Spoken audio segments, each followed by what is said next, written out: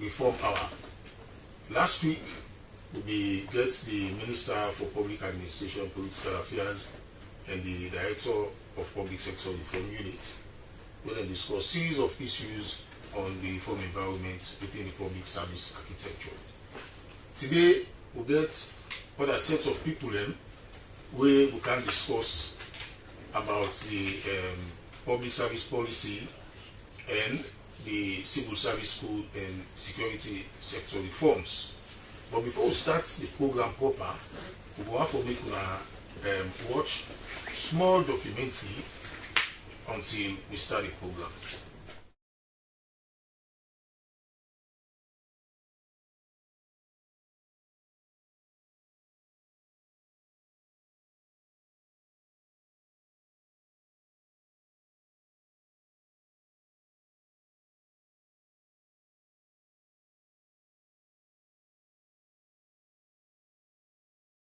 Revamping the public service architecture, we usher in a new era of delivery efficiency and professionalism, enhancing the efficacy of public sector institutions.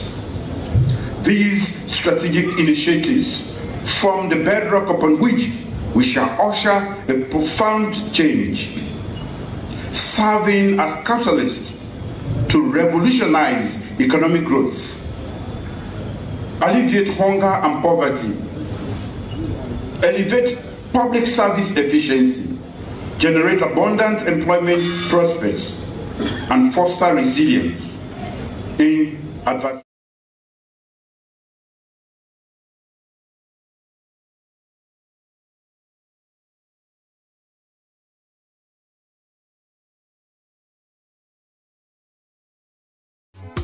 He came in, I believe, in a second dispensation. He had to bring to fore the Ministry of Public Administration and Political Affairs. That tells you the president is very serious about revamping the public sector. And there is a ministry that coordinates, and we are there now to provide the backstopping technically to ensure that all 6 commitments from government are adequately delivered and then they are fully implemented.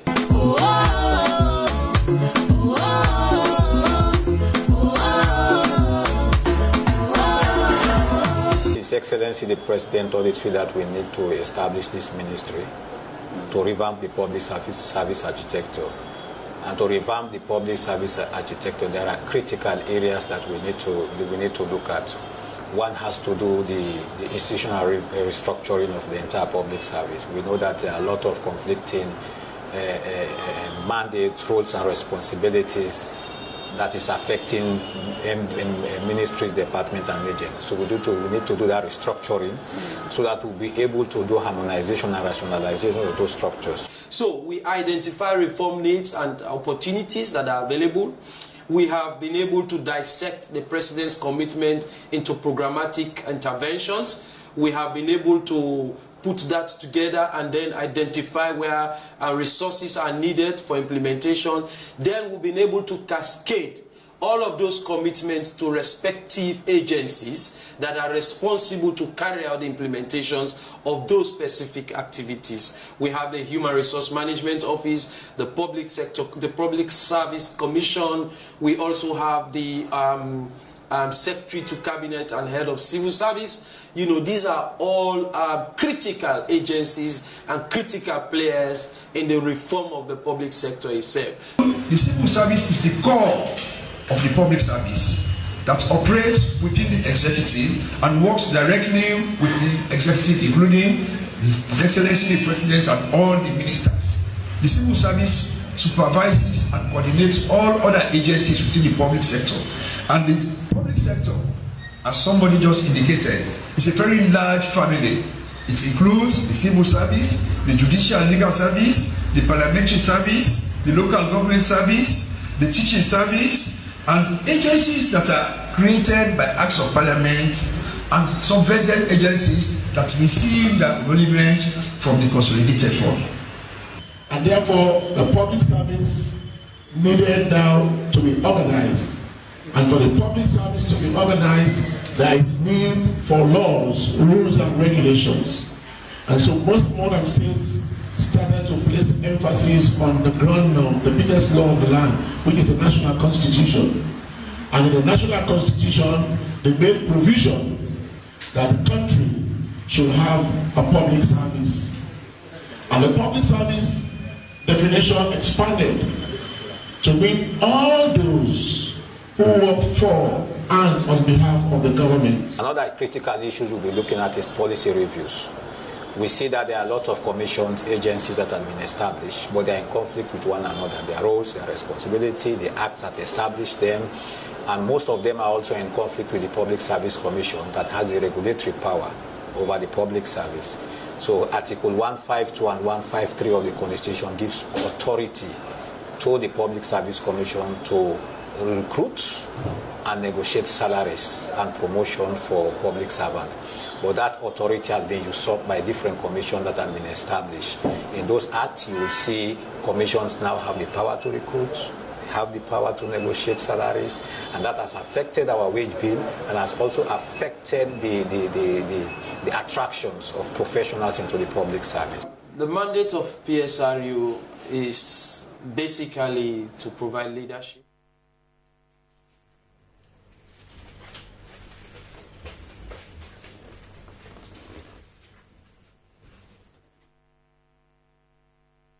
The strategic design, development, implementation, monitoring and evaluation, and reporting of all public sector reforms across the whole public sector space. So for us, our role as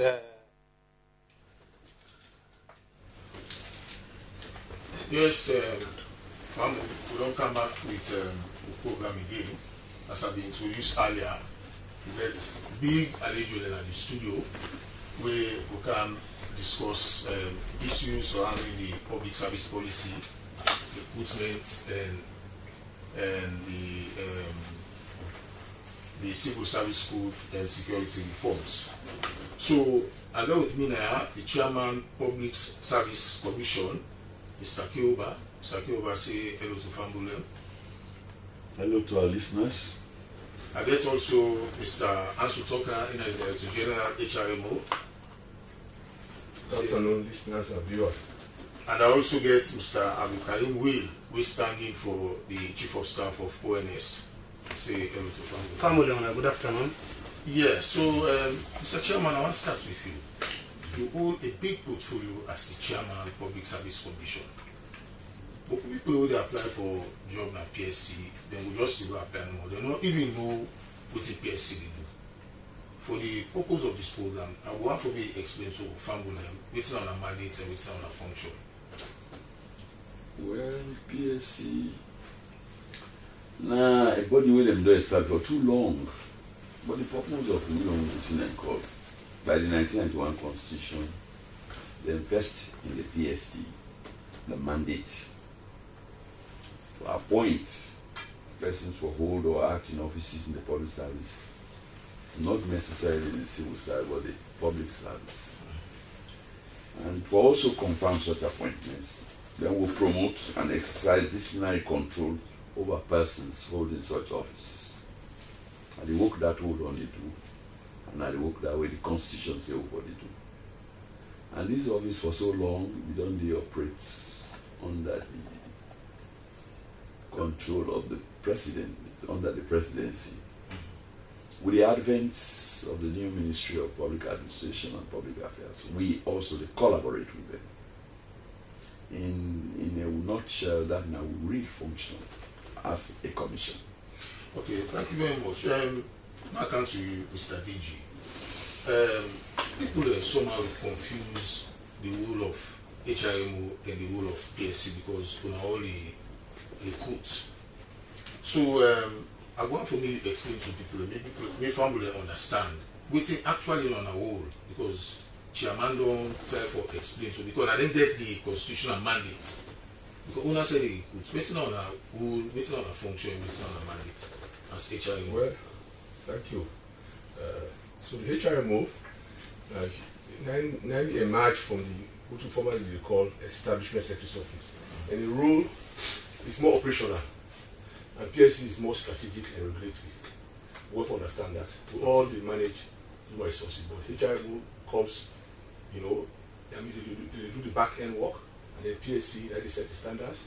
So the constitutional mandate for managed human resources in terms of promotions, appointments, you know, acting, disciplinary action, as the chairman rightly say, is vested in human resources, it's vested in the Public Service Commission.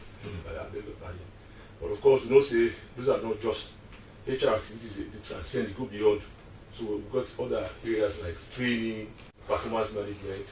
So basically, the HRMO will perform like a role of a secretariat. Now we do the operational. So you find out that the wider human resource management function actually sits with the HRMO. So we talk about payroll management, we talk about we talk about training, performance management, you know, HR planning, you know. So basically, HRMO is like provide support. We are like a clearinghouse of the Public Service Commission. Because when they create the Public Service Commission, the Constitution give the Public Service Commission for delegating authority. So actually, when the HRMO they created in 2008, the intention was that HRMO would become the operational arm, and the PSC becomes the strategic and the regulatory body. So, but because the HRMO was new and fledgling, you know, they're not for just give their functions, because we look for big capacity. So, I mean, say let PSC delegate. So PSC delegate grades 1 to 5. So that as HRMO builds capacity, HRMO will become more operational. PSC will now stay strategic for regulate, set standards, and for, you know, exercise oversight over the public service. So HRMO is more operational, and the PSC really is more strategic in terms of an oversight. Okay, thank you very much. You don't clear that side, because I be one for make you clear the recruitment aspect where you can undertake. I come to you, Mr. Wee. We don't see a series of reforms don't take place within the security sector. But people are going to mistake ONS as defense or as police. You know, they get some perception about ONS. What's actually na ONS, and what's actually on a role, what's actually they do as Office of National Security. Thank you very much. Last year, the standing proxy for the National Security Coordinator, and like you mentioned also for the Chief of Staff and the Office of National Security. The Office of National Security is a post-conflict stabilization agency. Family members say we've been going to war for 11 years, but for very obvious reasons, people that describe as senseless. But things that may happen will lead to that war day. And as a result of the lessons we learned from the war, the government then and with international partners then think say we need, amongst other things, forget a civilian oversight institution. We will provide overarching coordination for security system as alone. And so an act of parliament entitled the National Security and Central Intelligence Act of 2002 they give back to several institutions. The first one, the National Security Council. The National Security Council are the highest forum for the consideration and determination of all matters relating to the security in Salon. And His Excellency, the President of the country, at any given point in time, and a chairperson of that council. They get all the members done from power ministries, the Ministries of Defense, Education, Agriculture, as the case may be. And that one day, now, like I say, now the highest forum where we talk about security. That same act, the National Security and Central Intelligence Act of 2002, will not be repealed in 2023. Now also give back to the Office of National Security, primarily for serve as a secretariat to the National Security Council, but specifically for provide overarching coordination for the entire array of security sector institutions. Like I say, on account of the lessons we learned from the war, we know see the security system as alone be disjointed, to be largely uncoordinated, and every other player, even though they perform their functions, they will function without referencing each other. And because of that one, the pre-war period, we get a lot of chaos in them. And so we go into war. When we go into war, it will become difficult for fight the war. It will become long for we fight them, and the consequences will be very, very more devastating. Even as we speak today, we still suffer from the pains of that war. And so, for avoid that kind of thing, and I've been thinking, I just seen the right thinking, that we get an institution where we put together all of the various security players for providing a platform outside, then go talk in a coordinated voice, in a coordinated manner, then go perform their functions without duplication, without the need for fight for tough protection and what have you. Because at the end of the day, the essence for the provision of security and for ensure the conducive atmosphere prevail, outside law and order go day, outside security go day, outside sanity go day, for the development take place. And this will outside development take place to be sustainable. So in a nutshell, and that one I give back to the Office of National Security, like I say, for serve as the Secretariat for the National Security Council and the subcommittees we constitute the National Security Council. For example, we get the National Security Council Coordinating Group. That one in like the working body for the National Security Council. Underneath them, we get also other committees at the national level, provincial level, district level, and even the kingdom level. For ensure security no longer be centralized only in Africa. Because we move away from the traditional view of security, people in the uniform or people who get guns, for Sinale it become a kind of people-centered security. So you bring people on board as civilians, sit in committees, discuss ordinarily the security challenges we confront them as a community, and provide local solutions to the problems in there. So then kind discussions then, who say they for resolve them at a level, they for resolve them. Who say any beyond anything refer to the chain above, take them to the national. And so now that one it only happened since they established the Office of National Security in 2002, about over 23 years now, and that role will not perform. So that in a nutshell how we do. Okay, such a mark country. PSC are very strategic in the governance architecture of the country. But I want to ask you, what's on a role in the broader public administration governance ceremony? Well, as I say, I want to understand, so like you say, the Public Service Commission, not to the civil service. Okay. We cover a wide range of other areas, the public service. Everybody, whether they pay from the consolidated fund, whether they render service, like public service. So in that area, they really cover, would oversee quite a lot of those things. And in the past, we don't forget certain areas, like parastatals.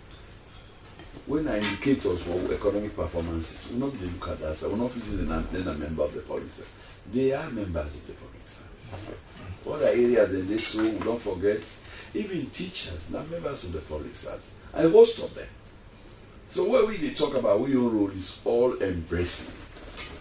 But for a long time now, we see everybody doing your bit, in a small corner.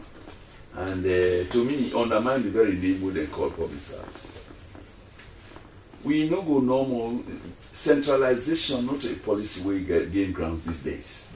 Decentralization and they operate, not just we're in charge of the entire public service for oversight, coordination, and regulation. Other people they don't emerge where they play because the public service is a dynamic body. Now, not only the first time, we're in the independence, you will just see a small bunch of people. Now it's broad enough. So other players they don't emerge. Like the local government act, teaching service, health service, and all those ones. Everybody now they do some recruitment in their own way. You know, by acts of parliament. What would they try for say? We not say they're not for they do so. But if we want to do things based on international best practice, who for they get overarching regulatory function oversight over them. So that when you do things, when we say not to be correct, we go ahead and say no, loud one in a better. Now that make over all this period, they always say that we try for see how we establish what you call a public service act. We will redefine all my own position, how you get for do things within a frame. Yeah, Mr. Chairman, we will cancel that one. All right. I will say you have to go in depth into the discussion. We will cancel that. Back come back to the DG HRM. Who are responsible for civil servants then, and PSC then for the wider public service. What's on our role for manage and regulate the civil service? how will they perform that function? Well, first of all, we do the day-to-day management of the civil servants. We need to regulate. The regulatory function really rests with the Public Service Commission, like the chairman rightly said. So now they regulate. No. Okay. We they manage the day-to-day affairs of the civil service, workforce. As I tell you, the work of the HRM, we go through 8 directories. The directorate of management services, who will work with PSRU for the management reviews, set up organizational structures, then we do performance management. We get corporate strategy. We look at the entire corporate, thing we do with the HR cadre. We get training. We get the employee relations and benefit administration. So all the different aspects of the HR functions, the day-to-day management that we. So we are like a gatekeeper. You understand? For example, when Public Service Commission recruits grade 6 and above, they will give order. We now go issue letter. Now we go put in a payroll. Now we manage your affairs. Your discipline, how you conduct yourself, induction, training, up to the time you exit. When you retire, now we do the. So really, we are more like operations, like I say, the operational arm. And as I say, we deal with the wider human resource management function. Not only operations. So I don't say issues like payroll. I mean, it's another broad area. So we get 8 directories there. So the ministries are headed by permanent secretaries, and in some cases, professional heads. So they manage workforce through their permanent secretaries. We set standards. You understand? For example, we get in the civil service code, our main instrument what we use for managing workforce. That's one instrument. And then of course we make sure we look at a gatekeeper kind of thing. So if matter how I go to Public Service Commission, we do the back end. So in terms of giving advice, so provide advice and services to the Public Service Commission. So in fact, traditionally we can act as a client house instead of we call HRM. Or establishing a clearing house for the Public Service Commission. So in terms of, you don't go to the commission direct. Commission stays at a very strategic level. So in the way, you don't go to the chairman. The chairman will look at we provide that policy advice. We will advise PSC. We don't look into this matter. In opinion, these are the things we feel say PSC. You can advise them. So they can take the action now based on our advice and how they see the matter. So basically, with the interface between the ministries, departments and agencies, and the commissions. Public Service Commission, Health Service Commission. So we set the standards, we set the bar, we make sure that they are there to the rules, and then we will advise the commissions accordingly. Yeah, so we do a lot of back-end work. I mean, the design of job descriptions, like I say, the organizational structure, the manpower planning. So we are there to design the budget. Now we design the budget for the entire civil service in terms of the budget requirements, the forecast of the manpower requirements of the service through the manpower planning, and then of course, they work with the PSRU also for design organizational structures, through management and functional reviews.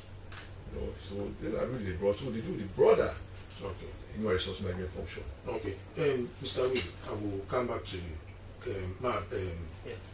Council Chairman quick, because Chairman the talk about the public service policy. So I want to make you explain the from them. What's in this public service policy, and what's really lead for making and develop a public service policy? If over and above, what you consider the term where they establish what you call the public service, now they want going to do even recruitment, even including police, the army and other places. Now they get the capacity for do that. So now be one-stop shop. Now be one-stop shop for a long time. And you go, viewers for no say they established this in 1948. That's will not even get independence. But the public service generally supposed to be very dynamic. As we grow independence thereafter, then we change mandate. Change in the sense. Other players also imagine like having begin talk. We talk about the health service commission, teaching service commission. Now the army they recruit by they say they call under safari system, the police management. That is why, for advice, how to go about them, especially in the area of recruitment, the chairman of the public service, a member of so many bodies, the police council, the prisons council, the audit, what is they call the judicial legal service commission, will attend all the things for share with expertise in manpower issues, recruitment, policies and other things. We have a broader platform. Health Service Commission and other people, now ancillary bodies, where they not get constitutional mandate. then an act of parliament established them. With the proliferation of all of these commissions, I will realize recruitment not very standard. Oversight not very good over that. Now I make most of the time when they do recruitment, then get for right to me and send somebody who will be a guide in the process. We don't see because of that, and constitutionally speaking, the constitution it declare ultra various all other things when an act of parliament. Where the constitution stand, it only nullify all acts of parliament. So we don't realize all the anomaly they occur because enough oversight not the coordination not the. Now they need that the background for how to establish a public service act, a policy. But this thing they may not start over a long period, since 2014. They don't even get clearance from the then government. But for one reason or the other, it not go through. So when we come this time round, we say no, we don't left behind. In governance, dynamic issues, and they come into play. The entire public sector is a dynamic institution. As we don't broaden with this, and so we will also enact policies, we will guide the process. That's the idea how the Public Service Act come into play. But like I say, since 2014 to today, they don't give clearance. To let them pass this bill. But there were so many gallops here and there. This time around, we took the challenge. We start consultations here and there, blah, blah, blah. Because this now, when you talk about the public side, not just a handful of people. Everybody will work. And in the periods of the consolidated for public service. So you're not part of the public service. My broader view. So we'll be very bold enough for start this thing. We'll do consultations. Because this is now a public document where the people of Sierra Leone for own because now they will serve. Anybody who is within the framework of service delivery, you're a servant of the people. And because of that, now we see how they perceive this act in the interest of ownership. That's the only document. We go all over this country. We try to know from people what you want to feel about this thing. Then give them your input with support from the EU. Because the system is irrelevant. In the area of a government of a plethora of reforms, so don't they go around. But the parent body where they anchor on, and the Public Service Act. We go do all the reform here. The Public Service Act is not properly anchored. All of this with time, it flush like snow in the sun. So the relevance of the Public Service are very broad.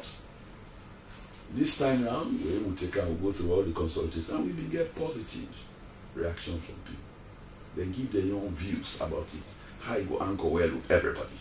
Departments, people in the provinces, paramountries, you name it. All their views they incorporated in the act.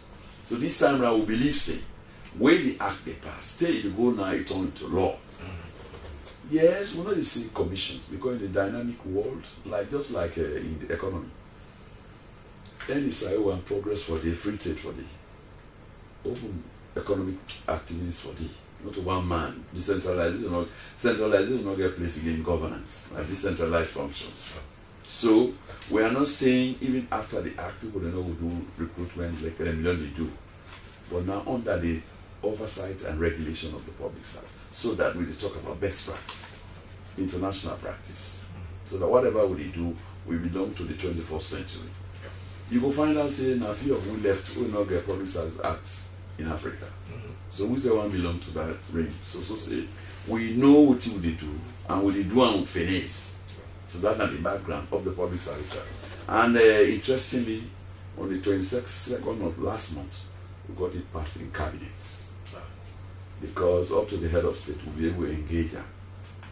Even though a minister then select the new Ministry of Public Administration and Political Affairs, will collaborate directly with them. They're able to carry the views to them. But we still took the opportunity for sit down with them and tell them that, strictly speaking, before this time around, you're not the Minister for Public Service. So we'll give a rundown of all why this is necessary, the advantages, and you get a buy-in.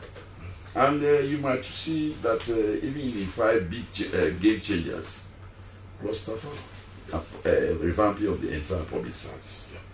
public service, like I don't define and that embody everything. So, fortunately, cabinet don't pass. Now we get 1 or 2 areas now for do we get the drafting. Looking at the Attorney General and Minister of Justice in your area. Okay. Well, we don't do that. We will for go back to people there. We not be say so. We don't come to this level. We not look again for see what you not be say in 90s.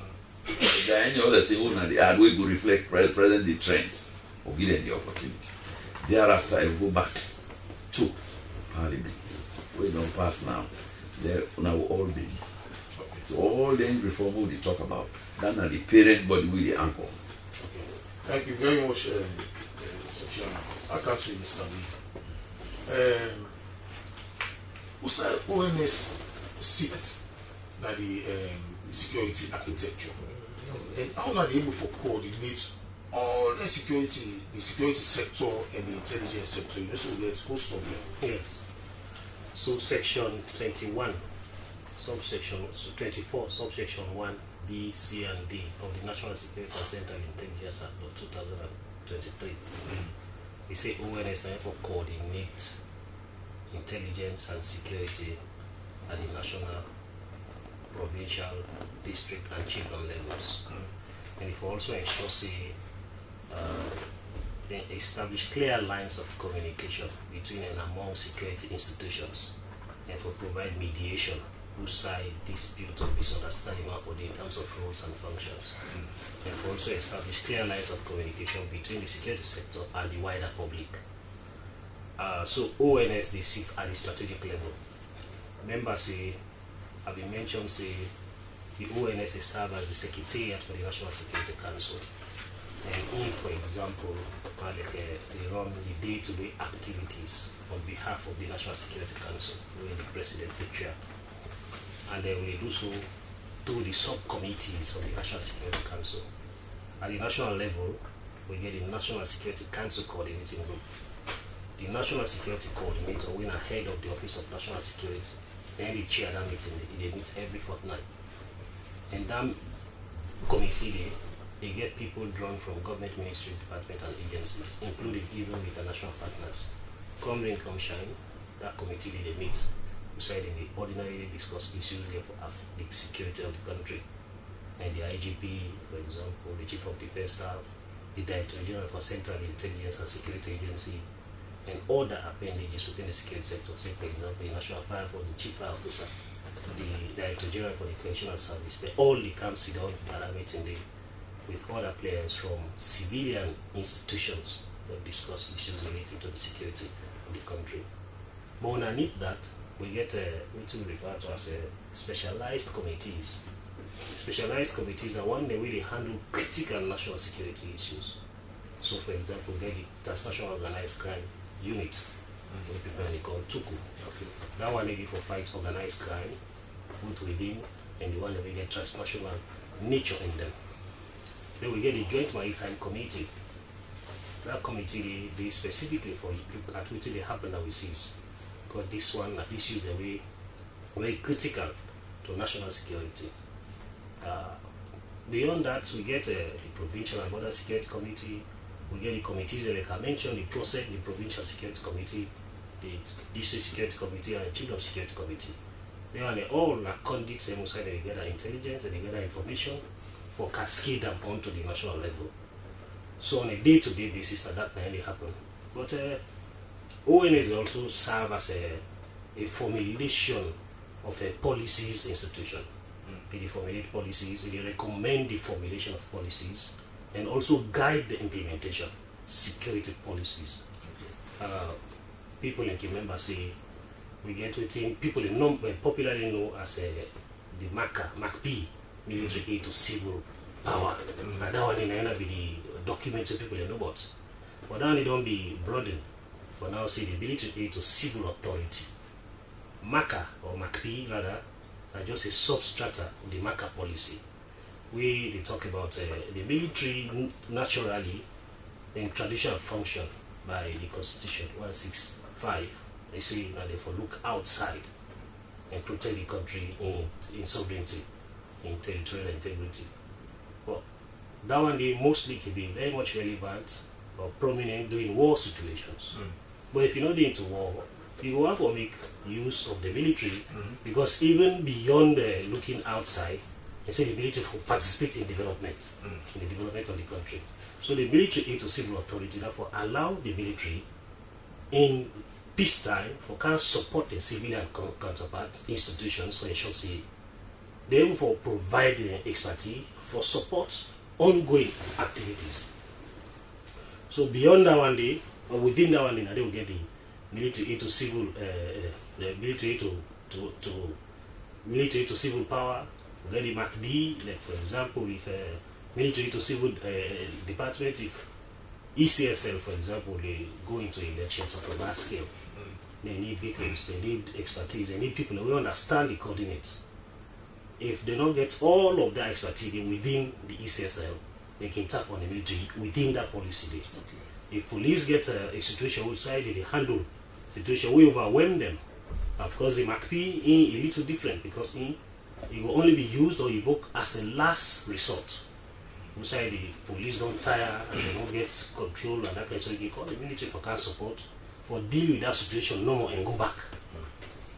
But ordinarily, on a day-to-day basis, you see the military partner with the, say, Freetown City Council or the councils for do cleaning, for do agricultural work, for do even bridges, then feeder roads and that kind of thing, because they get the knowledge, the expertise, the daring kind of expertise for support that kind of thing. So the ONS, they provide that strategic leadership for ensure all of the things that we're supposed to happen in terms of supporting the overarching objective for let security prevail for and on behalf of the people of Sierra Leone. And that one is the office to do.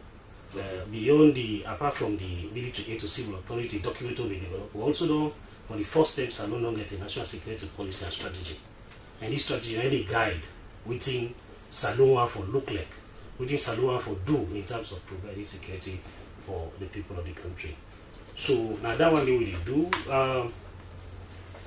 specifically now as an agency, we also supervise the conduct and licenses of operations of private security companies.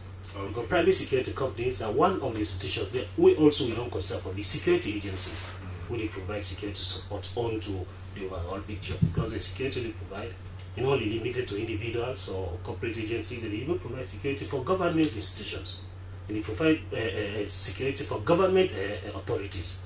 And they provide security where they ordinarily impact national security. Because if, say for example, they provide security for banks, and they provide security for NGOs, if things do not go on well, they will impact the overall security of the country. So the ONS will provide licenses for them and supervise their conduct so that their actions will not go ordinarily impact negatively on the country's security. Okay, thank you very much for that detailed explanation. I come to you, DG. Recently, we revised the Civil Service Code. So, why make una revise the Civil Service Code? Waiting the Civil Service Code they about? Okay. Well, first of all, the Civil Service Code, a set of rules, instructions that guide the management of the workforce. Okay. And if you recall, there's success of documents to the general orders. The general orders are colonial people that they design them.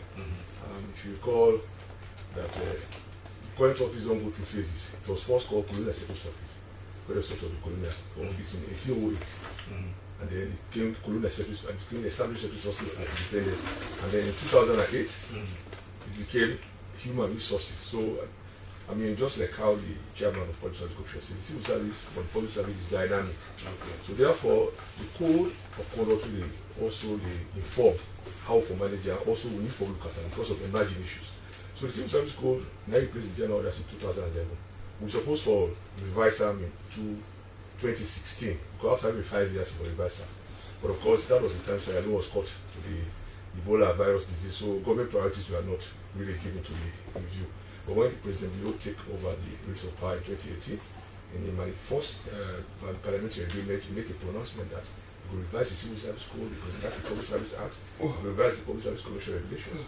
Because these instruments are so critical You know, we get emerged in service, we guided by laws, where they stick to the issues of the day. So basically, the emerging issues there, since 2011 to now, is about 14 years. There are so many. So the Civil Service Code itself, a lot of provisions, they'll be obsolete kind of. And if you find out that the Civil Service Code don't look at emerging issues. And the emerging issues are the laws where they don't come up in the country. You're aware of the Jury Act of 2023. You're aware of the Employment Act. You also get the Finance Act of 2019. They get very important provisions with also the impact on the workforce. So therefore, we have to make the civil service reflective of that situation. I mean, the Jury Act, for example, talk about women's empowerment, how for you to get 30% quota, you get me, and they have to protect the woman that are at the workplace. So if I say, now we don't capture. The Civil Service Code of 2011 had 13 chapters. This one gets 16. We don't add the gender. Gender is also an issue now where we talk about gender protection. I mean, we try to get rules against harassment in the workplace. So the full representation at the top level of civil service is very, very minimal. At the top level, more is male dominated. So definitely we work on design policies for encourage women for join and also rise up. We also get an emerging issue about disability issues. We never get disability provision at the Civil Service Code. And disabled people are also entitled to jobs. So therefore, the Civil Service Code don't introduce disability issues. They don't introduce also what you call the occupational health and safety. We never get that provision. People get injured in the workplace. And the workplace will be a place where the person will be friendly. And the employer has the obligation for also make the workplace, friendly to people in the sense that their health will be protected, they don't expose people to hazards. So the Civil Service Code of now don't include that. And then we never had the provisional administration. Most of the services delivered in this country, in promises, it has just been more, concentrated in centralization. So now, as we talk about decentralization, like I say, we also now try to, for the first time, we have a whole chapter on the provisional administration. We also include whistleblowing. So, these are the chapters, but we have a lot of other things where, if I get time, maybe I'll talk about. The Finance Act we talk about when you disengage from government. The Civil Service Code don't make any provision. For example, if you resign, you work for 1 or 2 years, you want left, you don't get any benefit. Perhaps you reach voluntary retirement age of 55, or say you sick, or something happen where you for other ways in the person they disengage. But if ordinarily you say at the left work, once you don't get, you not sick, you don't get any benefits. But the Finance Act of 2019 now said, when you disengage, let now 1 year is out, you forget benefits. So that provision has been included in the Civil Service Code. See? So now, if you work for 1 year, you are entitled to a service benefit of 1 month gross salary. So we also reduce the probationary period. It used to be 2 years now than 1 year. We don't introduce paternity leave. So because the Employment Act made provision for all that year. So there are a lot of changes that have happened. But we'll come to that. Back to Chairman. The public service policy, it gets several pillars in. I want for me to explain to Fumble the pillars in which are the critical issues in the civil service where the public service they aim for address.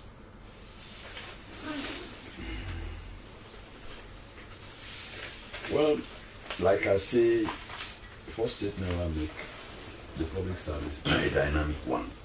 Just like we will talk about the code, this time around, we don't open the gates. It's not just about the civil service, it's about the entire public service. I want to lie, if I wouldn't know, say, this thing has so many dimensions that even in the area, we go for the bill, it looks very simple, but we'll amplify it go for reflect so many other areas. Because when we talk about employment, we'll get a whole chapter on that. Discipline, because now we don't roll down any public officer, especially senior officers. We fall foul of the law. Now we mandated to take care of that. If he called for lie, you will sack you, And just like what they provide the entrance, now they provide the exits.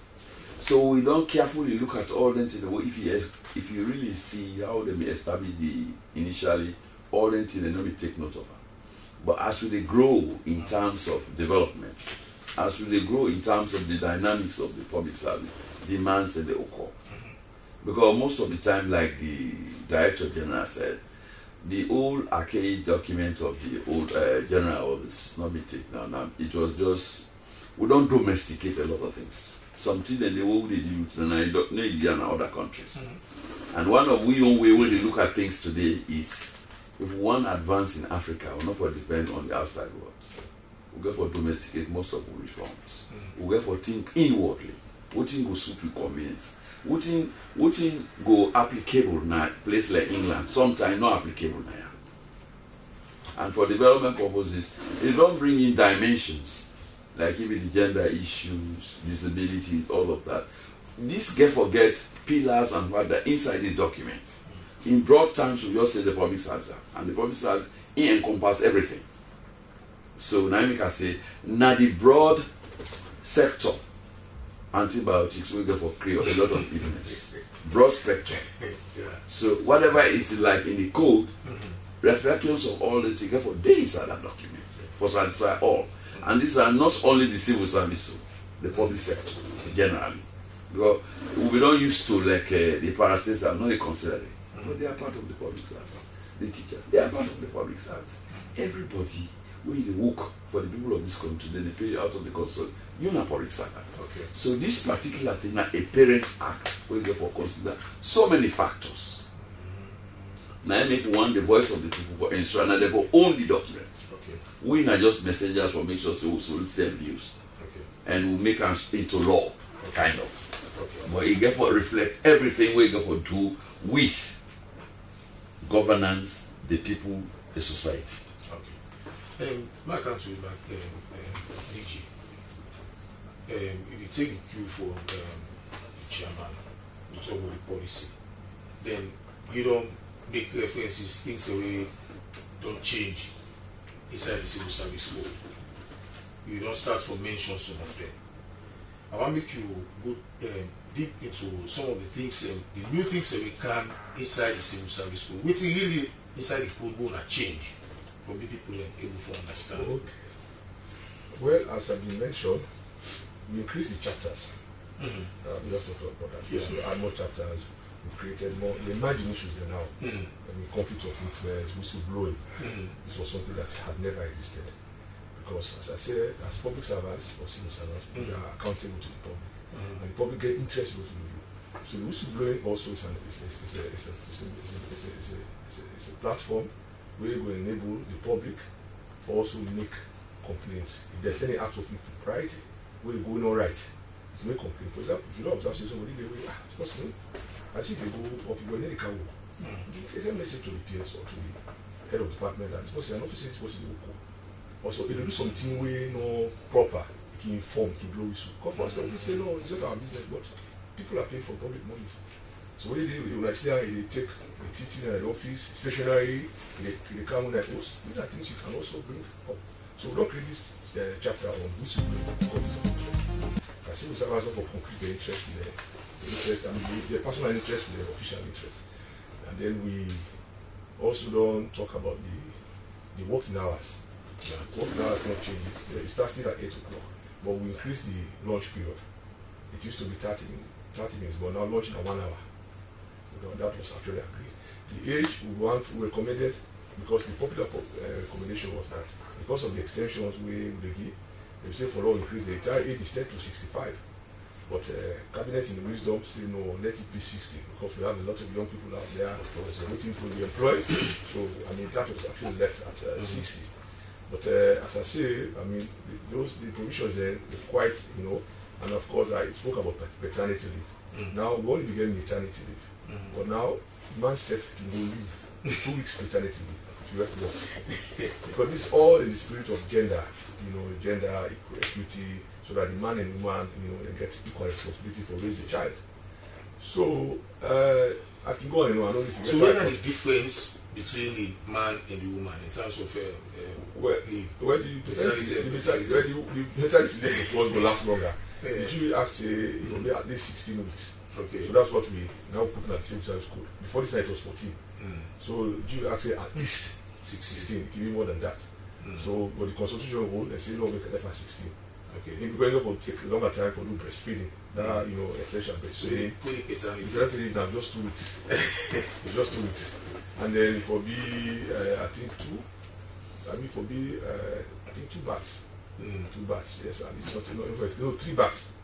Yes, that will give paternity before. Okay, what about the one we have polygamous spouses? You take marry 3 or 4 wives.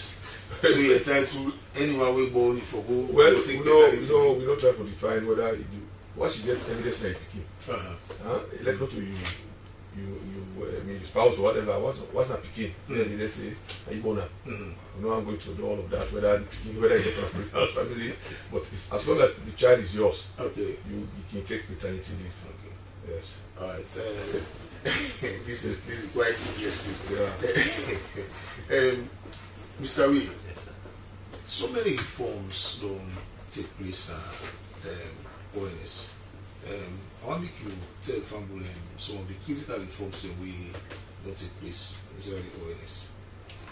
Okay, I'll start with the reforms that take place within the security sector in SSF. The security sector? Yes. Okay. The security sector, that's really the part of. You remember, I've mentioned, the period before the war. We get a lot of problems that we have.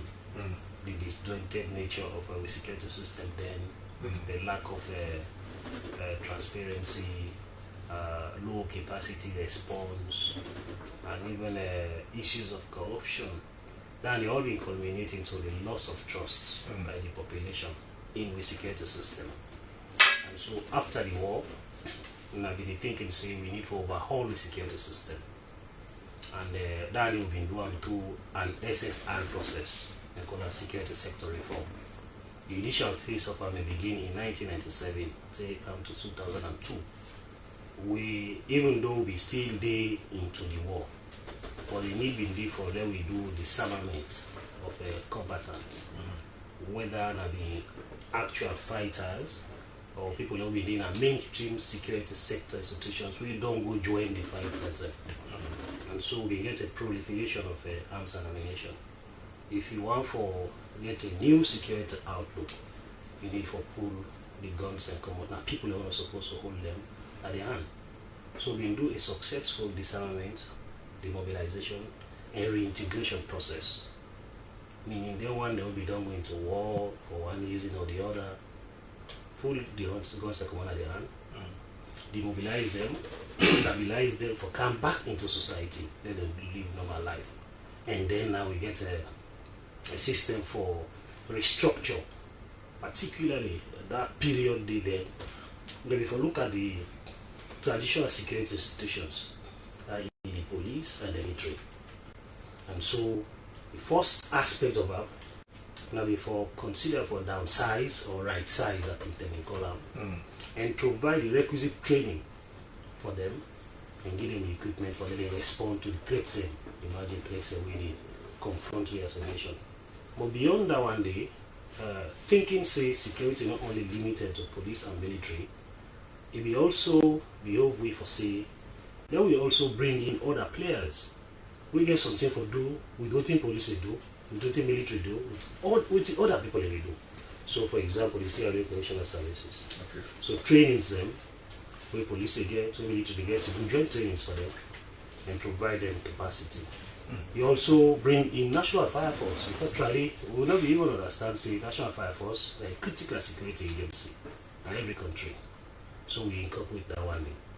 And the justice sector. You see, there was a whole justice sector reform process for ensure the justice, the traditional justice system, now when we responsive to waiting police to do. Now when we go complement the role of safe police, for example, I then go arrest people, do investigations, and then send to the courts.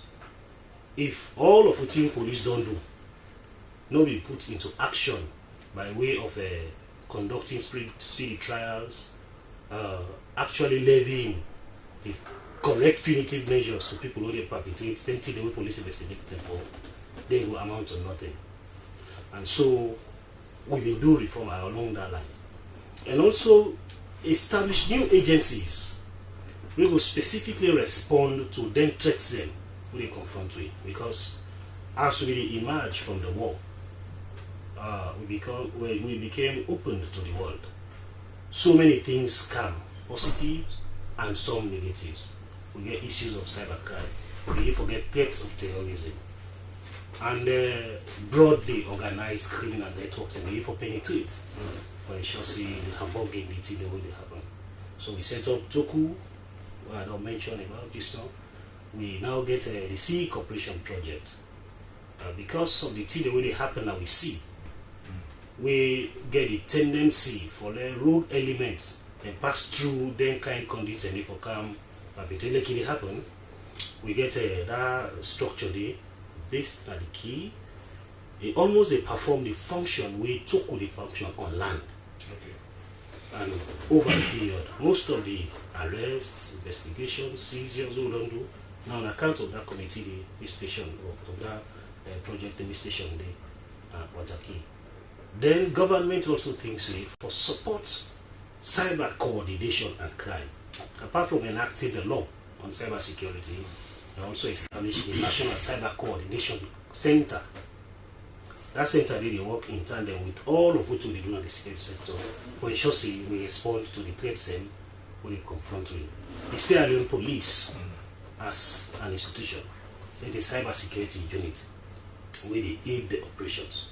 So now and then, in collaboration with other agencies where they fight organized crime at a level, there is that provision. Then we know an act don't be passed into law. It is already still await presidential assent for handling issues relating to threats on terrorism.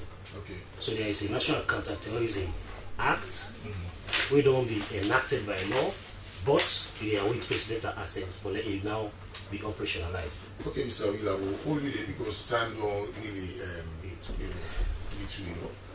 I come to Mr. Chairman. We'll try for wrap up now. What's on our whole in this whole civil service policy? If we then you say last word before we wrap up. Civil service policy. Yes, sir. Like me and the implementation of the civil service policy. Now I go for take the lead role or the Ministry of Public Administration. Now we the lead. Okay. The long and short of it is we in the entire public sector, we are a major player, very strategic on it. But me, what I can say, they just bring reform for the sake of reform. They need care for it. Yeah. And reform should be owned by people. They just don't want to grab no more because you did an office where they drive the process, they go make reform. You need for reform for it. And they trust there now the fact that this reform therefore make things better. Yeah. Not to just for bring reform for the sake of reform. We find out but who reforms them they can. But some of them need not be that much. Now I made them not be anchor well. Now most of these reforms, when they talk about Public Service Act, is that we don't revise. We need to revise all of them here for reflect present trends. Okay. Before all this time, me and a civil servant, we don't do a lot of reforms. Which of the reforms stand up to the test of times? We'll go for think about that. Okay. And in doing reforms, we'll make sure that the reform is owned by the people and is sustainable enough. Okay. So the last word. The last word is that as public servants all over this country, will rise up to the occasion. Okay, sir. Then they are not for just decorate the voting record. Even in terms of the ethics, professionalism, this and that, we stand up to it. And that will make the public service work well, government will work well. Okay, sir. Well, Fambulen, now so we will go cut it down. Time between will continue with program next week. God in power. So new communities program in Asiaka Usha Control. So we'll meet again next week. Matata.